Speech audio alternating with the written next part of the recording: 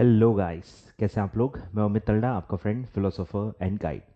चलिए, तो treatment series को आगे बढ़ाते हुए आई होप आपने अर्लियर वीडियोस देख लिए हैं और आपको समझ में आ रहा है। ठीक है, ट्रीटमेंट्स की डेप्थ को आप समझ रहे हो और आप गलती नहीं करोगे। ठीक है, लिंक मैं डिस्क्रिप्शन में दे देता हूँ। आप पुराने वीडियोस जो मैंने ऑलरेडी डाले हैं वो भी आप देख सकते हो और हमारा टेलीग्राम चैनल ज्वाइन करना ना भूलें। ठीक है, सारे लिंक, सारे सजेशन, सारे टिप्स उस चैनल पे मैं देते रहता हूँ। तो अगर आप सीए फाउंडेशन या सीए इंटर के स्टूडेंट हो, do consider joining my Telegram channel.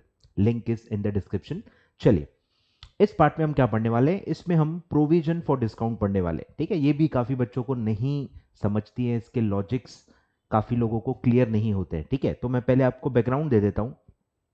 जैसे हमने प्रोविजन फॉर डाउटफुल डेट्स पढ़ा था लास्ट पार्ट में, तो ये काय पे बेस्ड है, कंजर्वेटिज्म। ठीक है, आपको कंजर्वेटिज्म समझना है कि डेटर कुछ पैसा नहीं देते, कुछ पैसा डुबा देते हैं। ठीक है, बैड डेट्स हो जाते हैं, तो वो हम प्रेडिक्ट कर रहे हैं कि कुछ बैड डेट होंगे, उसके लिए हम अभी से प्रोवाइड कर रहे हैं। समझ रहे हो, प्रोवाइड करने से ऐसा नहीं होता कि बैड डेट होगी नहीं। बैड डेट होनी होगी तो होगी, उसको रोक नहीं सकते, उससे उसके इम्पैक्ट से हम बच सकते हैं। और उसके इम्पैक्ट से कैसे बच सकते हैं, उसके लिए आज से ही आप पैसे सेट असाइड कर लो। कल पैसे एक्चुअली डूब भी गए तो आपको कोई फर्क नहीं पड़ेगा, क्योंकि आपने ऑलरेडी पैसे जमा कर लिए थे। तो ये पूरा लॉजिक होता है प्रोविजनिंग सिस्टम में। Same goes for discount. आप कैश डिस्काउंट भी तो देते हो, आपने पढ़ा ही होगा, trade discount, cash discount. Trade discount तो ट्रांजैक्शन होते समय आप दे देते हो, वो तो इनवॉइस में से ही माइनस हो जाता है, वो तो रिकॉर्ड ही नहीं होता। तो उस डिस्काउंट की बात नहीं कर रहे। कौन सा डिस्काउंट है जो एक्चुअली रिकॉर्ड होता है? Cash discount. तो हम कैश डिस्काउंट की बात कर रहे हैं कि अगर आपकी एक डिस्काउंट पॉलिसी है, डिस्काउंट पॉलिसी भी होनी चाहिए कि विद इन सर्टन डेज अगर आप जल्दी पैसा देते हो तो आपको इतना इतना इतना कैश डिस्काउंट मिलेगा। तो अगर आपके बिजनेस में ऐसा आप पॉलिसी रखते हो, कैश डिस्काउंट्स आप देते हो, तो जो भी डेटर्स का बैलेंस है, जब वो अगले साल आपको पैसा मिलेगा, उसमें से भी तो कुछ लोग डिस्काउंट अवेल करेंगे ही, क्योंकि आप पॉलिसी देते हो, आपके पास ट्रैक रिकॉर्ड भी होता ही है, कितने लोग या कितने प्रतिशत अमाउंट पे आपको कैश डिस्काउंट आप देते हो या लोग अवेल करते हैं, आपके पास की हिस्ट्री होती है। आप प्रेडिक्ट कर सकते हो कि आने वाले समय में जो भी डेटर्स का पैसा आने वाला है, जितना भी कलेक्टेबल डेटर्स हैं, उसमें कितना डिस्काउंट लोग अवेल कर सकते हैं, ये आप प्रेडिक्ट कर सकते हो। ठीक है, तो वो लॉस होता है, आप लॉस आने वाला है, डिस्काउंट इज अ लॉस। जो डिस्काउंट आप देते हो, जो डिस्काउंट अलाउड होता है, वो लॉस होता है। ठीक है, अगर आप उसको प्रेडिक्ट कर सकते हो तो कंजर्वेटिज्म के तहत आपको उसकी प्रोविजनिंग करनी चाहिए। अब सर, डिस्काउंट रिसीव भी तो होता है, फिर उसकी प्रोविजनिंग क्यों नहीं करते? क्योंकि वो तो आपने पढ़ा है ना, रियलाइजेशन कंसेप्ट अप्लाई होता है कि अगर गेन होने वाली है तो उसको आप आज से रिकॉर्ड नहीं कर सकते, उसके लिए आप कोई इनकम रिकॉर्ड नहीं कर सकते। तो नॉर्मली इसीलिए वो वाली प्रोविजनिंग इग्नोर होती है। बट वो वाली भी आपने पढ़ी होगी, 11th 12th में पढ़ाते हैं। 11th 12th में तो आपको पता ही है ना, कुछ भी पढ़ाते हैं।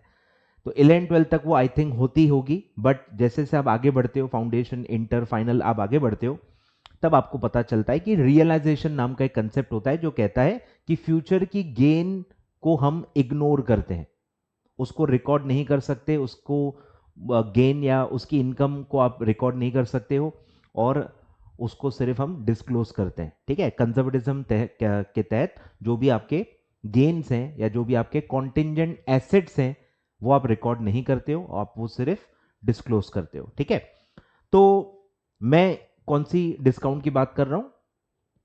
अलाउड। ठीक है, मैं अलाउड की ही बात कर रहा हूं, वो ही नॉर्मली रिकॉर्ड होती है, उसी के एडजस्टमेंट्स आते हैं। ठीक है, तो प्रोविजन फॉर डिस्काउंट अलाउड। अब एक डिस्काउंट किसको देते हैं? कस्टमर्स को। ठीक है, डेटर्स को हम पैसा मतलब डिस्काउंट देते हैं फॉर अर्ली पेमेंट। तो अगर वो जल्दी पेमेंट देते हैं, कुछ with in certain days, 2 3 days, 7 days तक, अगर हम पॉलिसी टू पॉलिसी डिपेंड करता है, अगर वो जल्दी पैसा देते हैं तो हम उनको डिस्काउंट देते हैं। अगर आपका ट्रांजैक्शन ओरिजिनली क्रेडिट ट्रांजैक्शन था, आपने उधारी दी थी, आपने क्रेडिट दिया था 30 डेज का, 60 डेज का, 90 डेज का, तो उसमें नॉर्मली कैश डिस्काउंट होता है। तो क्रेडिट सेल में अर्ली पेमेंट के लिए कैश डिस्काउंट दिए जाते हैं। ठीक है, बेसिक्स आपको पता होगा। तो बैकग्राउंड पूरा मैंने आपको बता दिया। तो बेसिकली हमारे लिए क्या है, एक लॉस है, फ्यूचर में लॉस आने वाला है। जो भी डेटर्स से पैसा आएगा, उनमें से जितने लोग भी डिस्काउंट अवेल करेंगे, उस फ्यूचर के डिस्काउंट का प्रोविजन आज हम कर रहे हैं। समझ रहे हो? जैसे फ्यूचर में जो भी बैड डेट होने वाले हैं उसकी आप आज से प्रोविजनिंग करते हो और उसको कहते हो provision for bad and doubtful dates.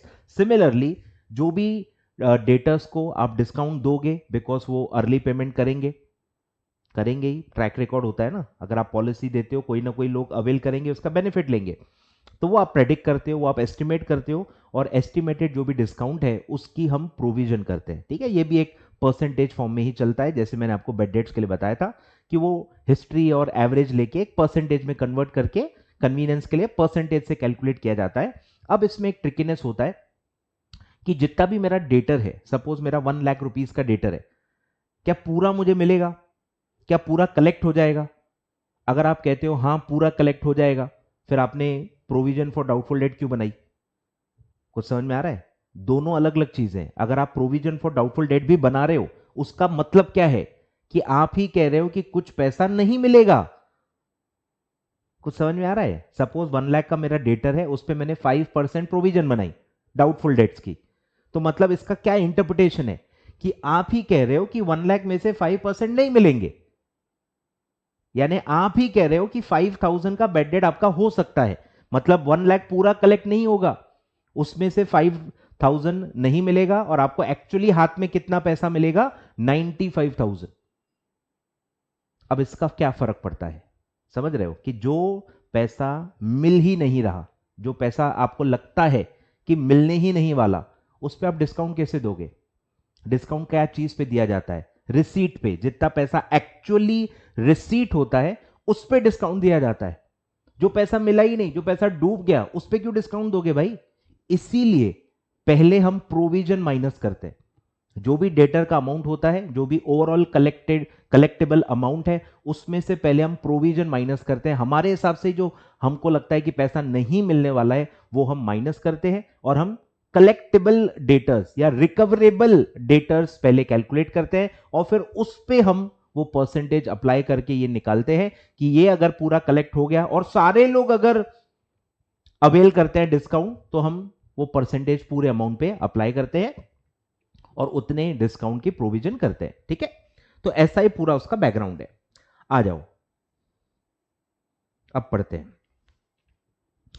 तो प्रोविजन फॉर डिस्काउंट अलाउड, ठीक है, अलाउड वाला आपको बार बार समझना है, अपने आप को बताना है कि अलाउड वाले डिस्काउंट की हम बात कर रहे हैं जो कि एक लॉस होता है। This provision is created in the same manner discussed above, जो हमने provision for bad and doubtful debts के लिए पढ़ा था, but the amount of provision is required to be calculated after deducting the provision for bad debts from the total trade receivables, यानी debtor में से पूरा आरडीडी जो है, provision for bad and doubtful debts जो है वो आपको पहले माइनस करना है, रिकवरेबल जो डेटर्स हैं वो आपको पहले कैलकुलेट करने हैं और फिर उस पे आपको डिस्काउंट की प्रोविजन बनानी है। ठीक है, ग्रॉस डेटर्स पे डायरेक्टली आप नहीं बना सकते। ठीक है, this is because provision for discount is created only for good debtors या गुड डेट्स। गुड डेट्स को ही मैं क्या कह रहा हूं? Recoverable debts. ठीक है, जो एक्चुअली रिकवर होंगी, जिसका एक्चुअली आपको पैसा मिलेगा, उसी पे आप कैश डिस्काउंट देते हो। तो गुड डेटर्स पहले आपको कैलकुलेट करने पड़ेंगे। पूरे डेटर्स गुड डेटर्स नहीं हो सकते अगर आप खुद ही provision for bad debts create कर रहे हो। अगर आप provision for bad debt create ही नहीं कर रहे हो तो आप मान सकते हो कि पूरे डेटर्स गुड डेटर्स हैं, लेकिन अगर आपकी बुक्स में ही उसकी एंट्री पास की हुई है, provision for bad debts create की हुई है, तो आप ऐसा नहीं कह सकते कि पूरे डेटर्स गुड डेटर्स हैं। ठीक है, कॉन्ट्राडिक्शन नहीं कर सकते। अगर आप प्रोविजन बना रहे हो मतलब आप एक्सेप्ट कर रहे हो कि पूरे पैसे नहीं मिलेंगे। क्लियर है? अब इसका न्यूमेरिकल एग्जाम्पल पढ़ते हैं। आ जाइए, कैलकुलेशंस कैसे होती है और प्रेजेंटेशन कैसे होती है और एंट्री क्या होती है, सब बोलो। अगर मेरे ट्रेड रिसीवेबल्स हैं 5,20,000, ठीक है, 5,20,000 मेरे डेटर्स हैं, इनसे मुझे पैसा मिलने वाला है 31 मार्च को, इतना अमाउंट आउटस्टैंडिंग है जो मुझे आने वाले साल में, आने वाले समय में मिलेगा। उसी पे हमने प्रोविजन क्रिएट की हुई है डाउटफुल डेट्स की। इसी 5,20,000 में से हमारे हिसाब से हमको लगता है कि प्रोविजन फॉर डाउटफुल डेट है 1,20,000। मतलब मैं ही ये एस्टिमेट कर रहा हूं कि 520 पूरा मुझे नहीं मिलेगा, इसमें से 1,20,000 बैड डेट हो सकता है। मतलब मेरे हिसाब से एक्चुअली कितना कलेक्ट होगा तो आपको माइनस करना पड़ेगा। 5,20,000 minus 1,20,000 that will come to 4 lakh. मतलब आपके हिसाब से गुड डेट्स जो है, बैड डेट यानी वो डाउटफुल डेट्स माइनस करने के बाद जो बचता है वो है गुड डेट्स। तो गुड डेट्स आपके हिसाब से कितना है, सिर्फ 4 लाख। 4 लाख रुपीज आपको सिर्फ मिलेगा, ऐसा आप मानते हो, और उस पे फिर आप डिस्काउंट देने वाले हो। ठीक है, फिर दिया है कि आपको क्रिएट करना है 10% provision for discount on debtors. ठीक है, तो इसकी एंट्री क्या पास होगी, कहां से ये प्रोविजन बनती है, सारे प्रोविजंस का समुंदर एक ही है, पीएनएल अकाउंट। पीएनएल अकाउंट से आप बनाते हो। ठीक है, तो पीएनएल अकाउंट डेबिट होगा। सेम लॉजिक जो हमने प्रोविजन फॉर डाउटफुल डेट्स में पढ़ा कि आपको प्रॉफिट सेट असाइड करना है, प्रॉफिट को वहां से निकालना है, प्रॉफिट को घटाना है। प्रॉफिट में क्रेडिट बैलेंस होता है, उसको घटाने के लिए आपको डेबिट करना पड़ेगा। ठीक है, तो पीएनएल हमारा डेबिट होगा, उससे प्रॉफिट लॉस कम होगा। वहां से कुछ पानी, समुंदर से कुछ पानी आपने निकाल लिया और वो अलग जगह सेट असाइड कर लिया, तो वो यहां पे आएगा प्रोविजन फॉर डिस्काउंट। ठीक है, सेम एंट्री है, बस नाम बदल गया है, तो एंट्री ऑलमोस्ट सेम है। प्रॉफिट से थोड़ा निकाला पानी और वो प्रोविजन में जमा कर दिया। ठीक है, मतलब रियलिटी में कुछ नहीं होता है, सिर्फ एक बुक एंट्री है, बुक एडजस्टमेंट है, प्रॉफिट वहां से हटा के इधर जमा कर दिया। ठीक है, तो पीएनएल डेबिट होगा, पोस्टिंग पीएनएल में डेबिट किया है ना, तो कैसे पोस्टिंग करोगे, पीएनएल के डेबिट साइड में जाओगे। ठीक है, तो मैं पीएनएल के डेबिट साइड में जा रहा हूं और यहां लिख दूंगा टू प्रोविजन फॉर डिस्काउंट। समझ रहे हो, मतलब ये मैंने क्या किया, पीएनएल को डेबिट कर दिया और वो उसका पोस्टिंग कर दिया। ठीक है, और ये जो प्रोविजन का क्रेडिट बैलेंस है, इसकी पोस्टिंग कैसे होगी, अब ये तो बैलेंस बचेगा, इसकी पोस्टिंग कैसे होगी, मतलब इसका सेपरेट अकाउंट खुलेगा और उसमें इतना बैलेंस बच जाएगा और फिर वो बैलेंस शीट में आएगा। जिसका भी बैलेंस बचता है वो कहां दिखता है, बैलेंस शीट में, तो ये बैलेंस शीट में दिखेगा। तो जैसे प्रोविजन हम डेटर में से माइनस करके दिखाते थे, वैसे ही ये प्रोविजन भी डेटर से ही रिलेटेड है, तो डेटर्स में से माइनस होके ही दिखती है। इसमें क्रेडिट बैलेंस होता है, लेकिन हम एसेट साइड में दिखाते हैं, इसीलिए इसकी माइनस साइन आती है। कुछ समझ में आ रहा है, सेम प्रोविजन जैसे हमने पढ़ा था वैसा ही है क्रेडिट बैलेंस, तो आप नॉर्मली इसको लाइबिलिटी साइड में दिखा सकते हो, पर उसका कुछ मतलब नहीं समझेगा, क्योंकि वो लाइबिलिटी है नहीं, वो कोई ऐसा अमाउंट नहीं है जो पे करना है, वो एक एसेट से रिलेटेड अमाउंट है जो नहीं मिलेगा या जो लॉस है, इसीलिए उसको उसी के रिस्पेक्टिव एसेट के साथ दिखाना ज्यादा लॉजिकल होता है। ठीक है, तो हम क्या करेंगे, पहले डेटर्स आएगा, ग्रॉस डेटर्स 5,20,000, उसी पे पहले आपकी प्रोविजन माइनस होगी 1,20,000 और यहां कैलकुलेट होगा गुड डेटर्स।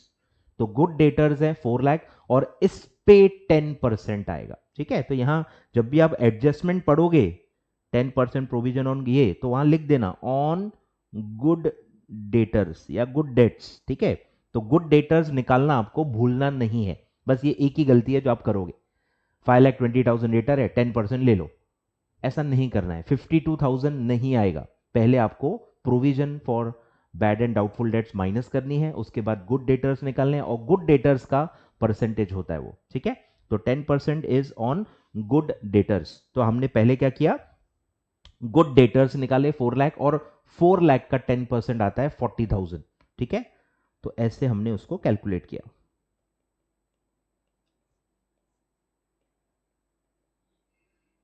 ठीक है, 40,000 माइनस किया और नेट जो डेटर्स हैं जो एक्चुअली हमको रिसीव होंगे डिस्काउंट देने के बाद, वो बचता है 3,60,000।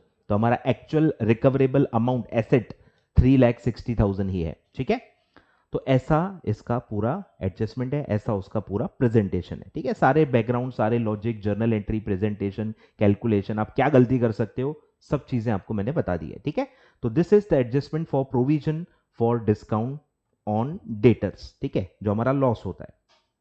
क्लियर है, तो नेक्स्ट पार्ट में कोई नए एडजस्टमेंट के साथ मिलेंगे। Thank you so much.